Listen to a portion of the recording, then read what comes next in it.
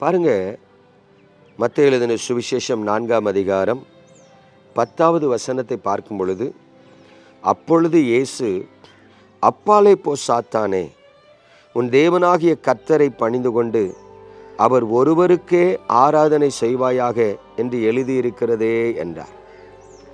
பிரியமானவர்களே, இயேசு கிறிஸ்து பரிசுத்த ஆவியின் அபிஷேகத்தை பெற்ற பொழுது பரிசுத்த ஆவியானவர் அவரை வனாந்தரத்துக்கு நடத்தி செல்கிறார். எதற்காக? முதலாவது சாத்தானால் சோதிக்கப்படுவதற்காக. நல்லா கவனிக்கணும். ஒரு உன்னதமான ஊழியத்துக்கு தன்னை அர்ப்பணித்து ஆண்டவர் வரும்பொழுது அவர் 40 நாட்கள் உபவாசித்து தன்னை ஆயத்தப்படுத்தும்படி கடந்து செல்கிறார். இரண்டாவது, சாத்தானால் கண்டிப்பாய் சோதிக்கப்பட்டு ஜெயித்தாக வேண்டும் என்பதற்காக அழைத்து செல்லப்படுகிறார். அவர் 40 நாட்கள் உபவாசம் இருந்து முடித்த பொழுது சோதனைக்காரன் வந்துட்டான். யாரு? பிசாசு வந்துட்டான். வந்துட்டு 3 விதங்களில் இயேசு கிறிஸ்துவை சோதிக்கிறான். அதில் ஒன்று, அவன் சொல்லுகிறான், நீர் சாஷ்டாங்கமாய் விழுந்து என்னை பணிந்து கொள்ளும்.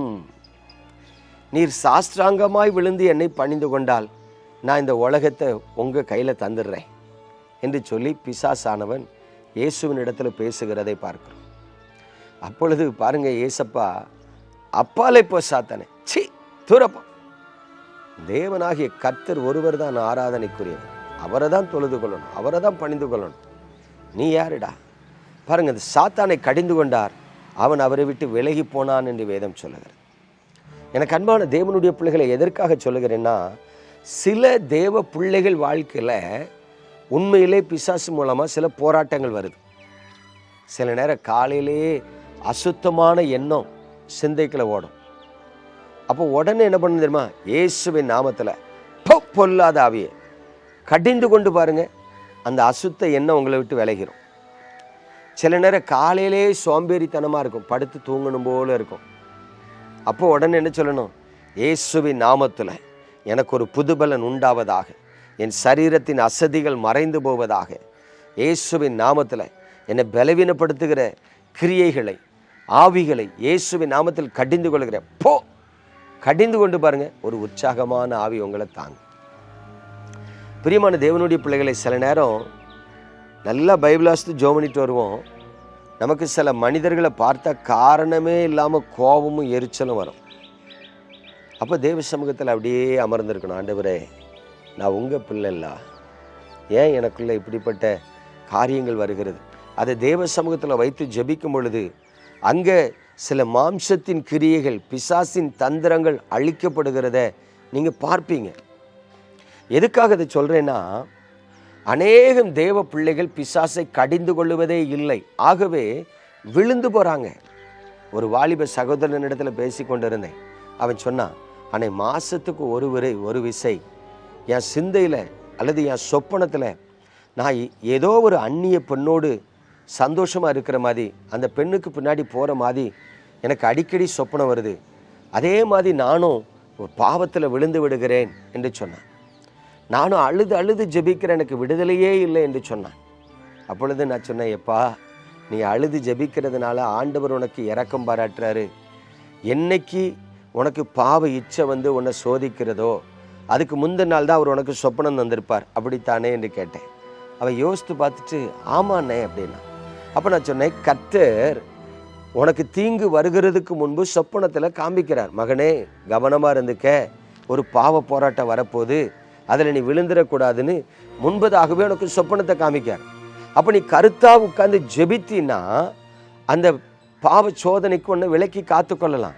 அதை விட்டுட்டு நீ என்ன நினைக்கிறா, நான் எவ்வளவோ வருஷம் ஜெபிக்கிறேன், எவ்வளவோ மாதங்கள் கர்த்தரை நேசித்து போராடி ஜெபித்து கொண்டு இருக்கிறேன், ஆனால் எனக்கு என் சொப்பனத்தில் நடக்கிற மாதிரி தானே வாழ்க்கையில் நடக்கு, நான் எவ்வளவு ஜெபிச்சாலும் இந்த பாவ வாழ்க்கை என்ன விட்டு விலக முடியலையேன்னு தப்பாக நினைக்கிறா. நான் எவ்வளவு ஜெபிச்சாலும் அசுத்த எண்ணம் தான் வருது, அசுத்த சொப்பனம் தான் வருதுன்னு நான் நினைக்கிறேன். இல்லை, கர்த்தர் உன்னை எச்சரிக்கிறார். சில கடற்கரைக்கு குளிக்க போனீங்கன்னா போர்டு வச்சுருப்பாங்க, ஆபத்து, இங்கே குளிக்காதீர், இங்கே ஒரு சுழல் உண்டு அப்படின்னு வச்சுருப்பாங்க. எதுக்கு வச்சுருக்காங்க? அங்கே குளிக்கக்கூடாது, எப்போ ஆபத்து வரும்னு தெரியாதுங்கிறதுக்கு வச்சுருக்காங்க. சிலர் என்ன பண்ணுவாங்க, ஓ இங்கே சுழல் வருமா, இங்கே ஆபத்து இருக்கா, ஆபத்து வர்றதுக்குள்ளே போய் நான் குளிச்சுட்டு வந்துடுறேன் அப்படின்னா அது அறிவாளித்தனமா முட்டாள்தனமா?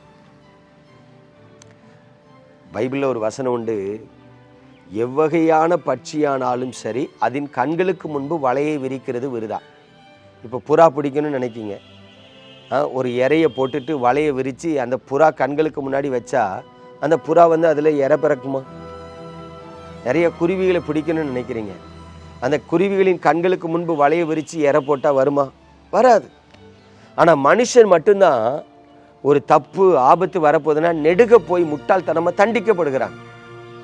ஆகவே எனக்கு அன்பான தேவனுடைய பிள்ளைகளே, உங்கள் வாழ்க்கையில் உங்கள் உள்ளத்தில் சில நேரம் உணர்வை தருவார். இன்றைக்கி ஏதோ தப்பு நடக்கிற மாதிரி இருக்கே, இன்றைக்கி ஏதோ மனசு சரியில்லையே, இன்றைக்கி சொப்பனம் சரியில்லையே, உடனே அலர்ட் ஆகி இயேசுவின் நாமத்தில் ஆண்டவரே எனக்கு விரோதமாய் போராடுகிற பிசாசின் கிரியைகளை கடிந்து கொள்ளுகிறேன், கடிஞ்சு ஜோமனினும். ஆண்டவரே என்ன உங்கள் ரத்த கோட்டைக்குள்ளே ஒப்பு கொடுக்குறேன், கண்மணி போல பாதுகாத்து கொள்ளுங்க. அப்படி ஒப்பு கொடுத்து ஜெபிச்சிட்டிங்கன்னா நீங்கள் அன்னைக்கு பாவத்தில் விழாதபடி, வழி விலகி போகாதபடி, வஞ்சிக்கப்படாதபடி ஜெயம் எடுக்க கர்த்தர் கிருபை தருவார். அல்லேலூயா.